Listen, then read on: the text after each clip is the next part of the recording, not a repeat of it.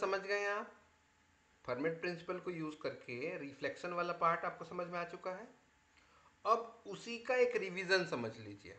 अब बात करते हैं रिफ्रैक्शन की, अपवर्तन की। अपवर्तन प्रूव करना है तो क्या प्रूव करना पड़ेगा आपको? Sine I by sine R equals to mu, Snell's law को प्रूव करना पड़ेगा। इस केस में भी आप जानते हैं कि फर्मेट के मैक्सिमा और मिनिमा के केस में टाइम का वेरिएशन डिस्टेंस के रिस्पेक्ट में देखते हैं हम लोग। तो इसका क्या करेंगे, टाइम का डिस्टेंस के साथ डिफरेंशिएशन का मैक्सिमा लेंगे, यानी कि 0 लेंगे। इसके लिए मान लेते हैं आपके पास दो मीडियम है। एक मीडियम ये जिसका रिफ्रैक्टिव इंडेक्स μ1 है, जिसका अपवर्तनांक μ1 है। दूसरा ये जिसका अपवर्तनांक μ2 है। ये दो मीडियम है। यहाँ का कोई लाइट रे है जो ए से पी डायरेक्शन में आया और आई एंगल बना रहा है, आई एंगल बनाते हुए आया और इस डायरेक्शन में ये रिफ्रैक्ट हो गया है। किस डायरेक्शन में? पीबी डायरेक्शन में। ये कितना हो गया? आर। अब क्या करेंगे आप? ए से एक परपेंडिकुलर लाइन ड्रॉ करना है और बी से एक परपेंडिकुलर लाइन ड्रॉ करना है। ए से ड्रॉ कर दिया, वैसे ही बी से भी एक परपेंडिकुलर लाइन ड्रॉ हो गया। फिर चूंकि ये वाला लाइन इस लाइन के पैरेलल है, इसलिए अगर ये एंगल आई है तो ये एंगल भी आई होगा। उसी प्रकार ये एंगल कितना हो जाएगा? आर हो जाएगा, क्योंकि एकांतर कोण समांतर लाइन में बराबर होते हैं। इतना क्लियर हुआ? अब रिफ्लेक्शन वाले केस में क्या किए थे आप? आपने इसको पहले एक्सप्लेन कर दिया था कि आपका लाइट रे एपी एक माध्यम जिसका इंडेक्स μ1 है से दूसरे माध्यम में जिसका इंडेक्स μ2 है में एंटर करता है और बेंड हो जाता है पीबी डायरेक्शन में। अब आपने एक ट्रेंगल लिया, ये वाला राइट एंगल ट्रेंगल है। यहां मान लेते हैं ये हाइट कितना है? h1 है, और इस हाइट को आप मान लेना h2 है। ठीक। और इन दोनों के बीच की जो दूरी है उसको जैसे वहां लिए थे s, यहां भी ले लेना, और इस दूरी को x मानेंगे तो बाकी बचा हुआ जो दूरी होगा वो s माइनस एक्स हो जाएगा। बोलिए, यहां तक कोई डाउट नहीं है? नहीं है? अब ये ट्रेंगल है ए एम पी, यहां आपको AP निकालना है। क्यों? क्योंकि आपको पता करना है कि लाइट रे को A से P तक आने में कितना समय लगेगा। तो टाइम निकालने के लिए मान लेते हैं, चूंकि ये तो वायु है तो यहां प्रकाश की चाल कितनी होगी? c। तो ये दूरी है, दूरी divided by c equal to time आएगा। तो AP पता करना पड़ेगा। AP पता करने के लिए इस ट्रेंगल में पाइथागोरस थ्योरम लगा दीजिए। तो हाइपोटेनियस का स्क्वायर कर्ण का वर्ग होगा, लंब का वर्ग होगा और आधार का वर्ग होगा AP का वर्ग, AM का वर्ग और MP का वर्ग। AM कितना है? h1 स्क्वायर है। MP कितना है? x स्क्वायर है। इसके बाद अगर हम इस स्क्वायर को ट्रांसफर कर देंगे तो आपको रूट मिलेगा। क्लियर है? बिल्कुल उसी का सेम किए हैं। दूसरा फिर से ये वाला ट्रेंगल में कॉपी पेस्ट मारिए। चलिए यही कर देते हैं। ट्रेंगल लिया, आपको पीबी निकालना है। इस माध्यम में प्रकाश की चाल मान लेते हैं v है, तो दूरी पीबी निकालिए।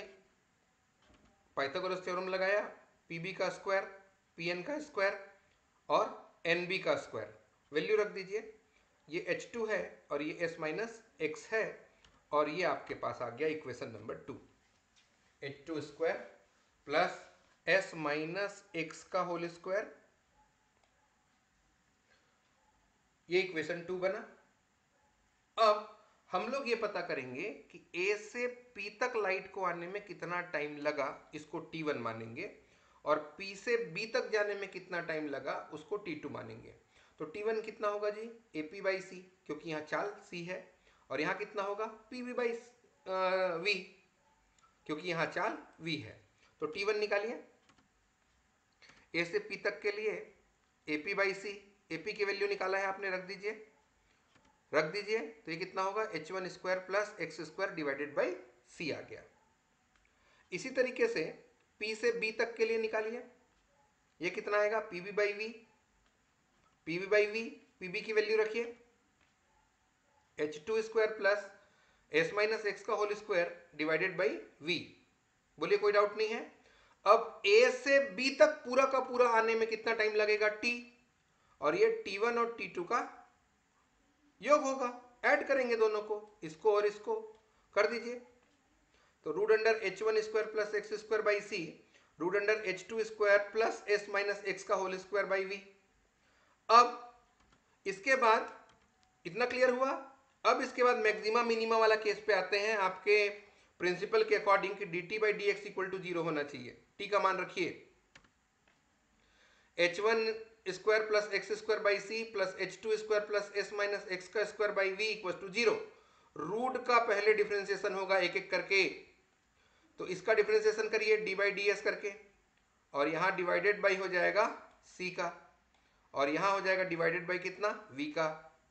अब अगर इस रूट का डिफरेंशिएशन होगा, इस रूट का कितना आएगा भैया, 1/2 root under h1 square plus X square, c तो पहले से था, और फिर अंदर का होगा तो h1 का तो 0 हो जाएगा, x का कितना हो जाएगा 2x, इसका डिफरेंशिएट करेंगे तो कितना होगा 1/2 root under h2 square plus S minus X का स्क्वायर, v तो पहले से था ये वाला,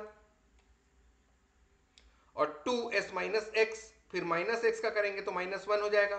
थोड़ा और सिंपल कर दीजिए, तो ये वाला 2 इस 2 को कैंसिल किया तो x बाई इतना, और ये वाला 2 इसको कैंसिल किया प्लस, और ये माइनस, दोनों मिलके हो गए minus S minus X V root under h2 square plus S minus X का होल स्क्वायर।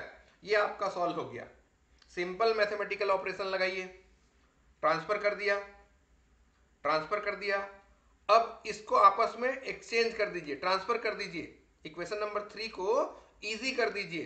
कैसे इजी करेंगे देखिए, यहां x by root under h1 square plus X square, इसको आपने रिफ्लेक्शन में पढ़ा है, साइन आई होगा, s minus X root under h2 square plus S minus X square, sine R होगा, कोई डाउट नहीं है। चलिए कैसे, ये डायग्राम लिया, साइन आई निकालना है, तो ये सामने कितना था जी, ये x था, और ये कितना है, निकाले हैं इसको, निकाले हैं ना root under h1 square plus X square, तो ये परपेंडिकुलर हुआ, एंगल के जस्ट सामने, एंगल के जस्ट सामने परपेंडिकुलर होता है, और 90 डिग्री के जस्ट सामने हाइपोटेनियस होता है, कर्ण होता है, तो इसका और इसका, ठीक है, ये क्या निकाल देगा, साइन आई, साइन आई निकालेगा। कैसे निकालेगा, am by AP, am by AP कर दिया, वैल्यू रख दिया। इसी तरीके से साइन आर निकालिए। अगर साइन आर निकालेंगे यहां, तो देखिए आर के एंगल का जस्ट सामने pn, इसकी वैल्यू s माइनस एक्स है, s माइनस एक्स है, और इसका वैल्यू निकाले थे, दोनों को डिवाइड कर दीजिए, दोनों को डिवाइड कर दीजिए, sine R equal to P N by BP, sine R equal to P N by BP, value रखेंगे तो ये हो जा रहा है, वैल्यू रखने से इसका वैल्यू आ जाएगा s minus X root under h2 square plus S minus X का होल स्क्वायर। अब इसको नया नाम दे दिया 5। अब 3, 4 और 5 नंबर के इक्वेशन में ध्यान दीजिए, देखिए क्या लिखा था आपने 3 नंबर को, ऐसा, तो x बाई रूट अंडर इतना है, इसको तो साइन आई लिखेंगे, और s minus x divided by इतना है, इसको तो साइन आर लिखेंगे। लिख दीजिए, लिखिए, तो क्या आ जाएगा, साइन आई बाई सी और साइन आर बाई वी। अब ट्रांसफर कर दें अगर एक दूसरे को, इसको इधर ले आए, इसको उधर ले जाएं, तो ये हो जा रहा है sine I by sine R equal to C by V. C by V medium में लाइट का स्पीड, सॉरी वैक्यूम में और मीडियम में, इसको अपवर्तनांक बोलते हैं, रिफ्रैक्टिव इंडेक्स, यही आपका स्नेल का नियम है। इससे ये पता चला कि फर्मेट का जो थ्योरी है, फर्मेट का जो प्रिंसिपल है, वो reflection, refraction, straight light motion या refraction through the spherical surface, इन सब चीजों को एक्सप्लेन कर सकता है। ठीक।